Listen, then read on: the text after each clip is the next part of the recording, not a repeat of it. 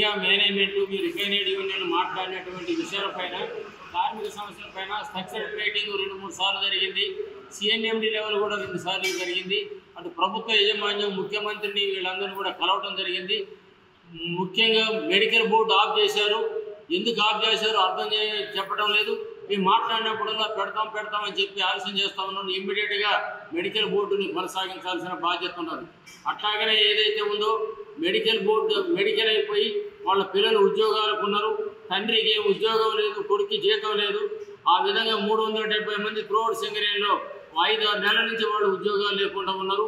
ఉద్యోగం లెటర్లు ఇవ్వడానికి గవర్నమెంట్ తోటి ఇప్పిస్తాం, మినిస్టర్ తోటి అని చెప్పి కాలయాపన చేస్తూ ఉన్నారు. ఇమ్మీడియట్గా ఏదైతే ఆ డిపెండెంట్స్కి యూటీసీ ఆర్డర్ ఇవ్వాల్సిన బాధ్యత ఉన్నది.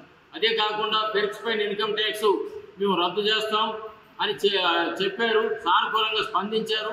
కోల్ ఇండియాలో అందరికీ ఇస్తూ ఉన్నారు. ఇక్కడ కూడా ఆఫీసర్లకు ఇస్తూ ఉన్నారు. మినహాయింపు ఉంది. పెరిగిపోయిన ఇన్కమ్ ట్యాక్స్ తీసేయాలని మేము చెప్పినప్పుడు కూడా మరి మంచిదండి తీస్తాం 91 కోట్లు అయితే అని చెప్పారు. లాభాల వాటాలో మినహాయింపండి అని చెప్పాం.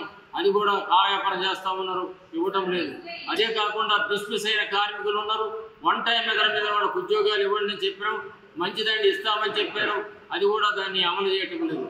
అదే కాకుండా మార్పేర్లు ఏదైతే ఉన్నదో ఆ మార్పేర్లను తొలగిస్తామని గత ఎన్నికలప్పుడు ఆ రాష్ట్ర గవర్నమెంట్ టీఆర్ఎస్ గవర్నమెంట్ వాగ్దానం చేసింది. ఈ గవర్నమెంట్ కూడా ఎన్నికలప్పుడు మార్పేర్లను మేము మారుస్తాం, సరిచేస్తామని చెప్పారు. ఈ గవర్నమెంట్ చెప్పింది కూడా ఉడిక్కైంది. యజమాన్యం కూడా శ్రద్ధగా పట్టించుకోవడం లేదు. మార్పేర్లు ఏదైతే ఉన్నాయో ఇమీడియట్గా మరి మార్చాల్సిన అవసరం ఉంది. వాళ్ళ పిల్లలు ఏదైతే ఉద్యోగాలు లేక కంటతడిపడి ఏడుస్తూ ఉన్నారు ఆ పిల్లలు కూడా ఉద్యోగాలు ఇవ్వాల్సి ఉంది.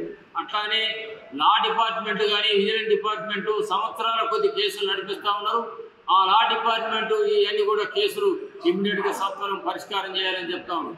అట్లానే వీకేశవులు కానీ కొత్తగూడెంలో ఇల్లందులో ఏదైతే మరి కొయ్యగూడెం ఓపెన్ కాస్ట్ కానీ అట్లానే ఎక్స్టెన్షన్ జేజే5 కానీ ఇవన్నీ కూడా ఇవ్వడానికి సిద్ధంగా ఉన్నాయి. మరి పర్మిషన్లు వస్తున్న కొద్దీ ఆలస్యం చేస్తూ ఉన్నారు. దాని బొగ్గు మాత్రం కాంట్రాక్ట్కి ఇస్తే మాత్రం ఊరుకునే సమస్య లేదు. దాని పోరాటం సిద్ధం అవుతా ఉన్నాం. అందుకని క్లర్కర్ పోస్టు ఖాళీ ఉన్నాయి. అవి ఇవ్వడానికి ఎందుకు ఆలస్యం చేస్తారో అర్థం కావట్లేదు. కొంతమంది ఉద్యోగస్తులు కార్మికులు యాక్టింగ్ చేస్తూ ఉన్నారు. వాళ్ళు కోర్టు కూడా పోయి రావడం జరిగింది. కోర్టు కూడా తీర్పు ఇచ్చింది ఇవ్వాలని. అవి కూడా ఆలస్యం చేస్తూ ఉన్నారు. ఇవన్నీ ఇమీడియట్గా ఇంప్లిమెంట్ చేయాల్సిన అవసరం ఉంది. అట్లానే ఓపెన్ కాస్ట్ ఏదైతే ఉన్నాయో ఇప్పుడు బొగ్గు తీసేయి అవి మాత్రం బొగ్గు మనమే తీయాలి సింగరేణి లేని పక్షంలో మేము పోరాడానికి సిద్ధం అవుతా ఉన్నాం. కాబట్టి అనేక సమస్యలు పేరకపోయి ఉన్నాయి. కొన్ని సమస్యలు పరిష్కరించిన మెయిన్ సమస్యలు ఏదైతే ఉన్నాయో ఇవన్నీ పరిష్కారం చేయడం కోసం ఈ నెల 6వ తారీఖున మొత్తం బాయిల మీద డిపార్ట్మెంట్ మీద ధర్నా ప్రోగ్రాములు పెట్టాం ఏఐటీసీ ద్వారా. అట్లానే ఏఐటీసీ ద్వారానే ఈ నెల 8వ తారీఖున ఆల్ జనరల్ మేనేజర్ ఆఫీసుల ముందు పెద్ద ఎత్తున ధర్నా చేస్తాను.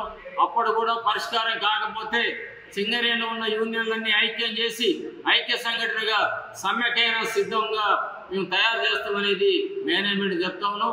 పత్రికా విలేకరుల సమక్షంలో ఇవన్నీ అమలు కాకపోతే మేము సమ్మెకైనా సిద్ధంగా ఉన్నామనేది విజ్ఞప్తి చేస్తా ఉన్నాం. చరిత్ర సృష్టించినోడు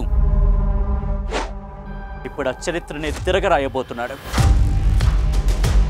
అబద్ధాల గోడల్ని బద్దలు కొట్టి నిజాలను రాగా మీ ముందుంచబోతున్నాడు. నిజమైన వార్తల కోసం వెంటనే డౌన్లోడ్ చేసుకోండి రా యాప్ని.